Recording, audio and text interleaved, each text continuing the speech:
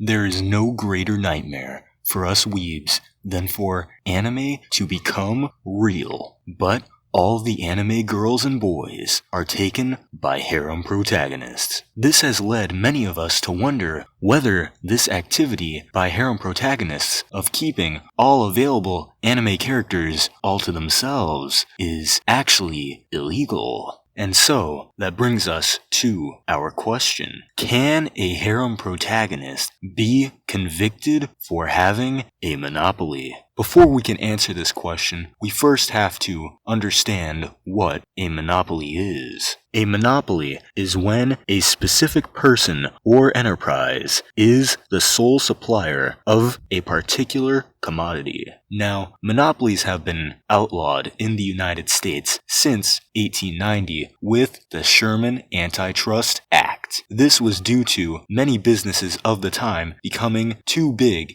and destroying all of their other competition, thus forming a monopoly. This ended up being extremely bad for consumers and for other people who wanted to start up businesses in these areas. In order to get to the bottom of this theory, we first must understand whether harem protagonists have actually formed a monopoly or not. Now, the definition of a monopoly specifies that the entity with the monopoly must be the sole supplier of a commodity. Now, harem protagonists are not supplying anything. They are not the supplier of anime girls or boys. Rather, they are consumers of these items, just like you and me. In fact, the vast majority of harem protagonists are dense to the point where they do not even realize the fact that they have a harem in the first place. Thus, it is very hard to say that the actions of harem protagonists were actually taken in a malicious manner intended to form a monopoly. And so, we come to our very difficult conclusion today, that harem protagonists, in fact, do not hold a monopoly, and we cannot arrest them for being too attractive. I understand that this may be a difficult prospect to accept. However, instead of wasting our time on attempting to arrest the harem protagonists, perhaps it's about time that we tried to become one.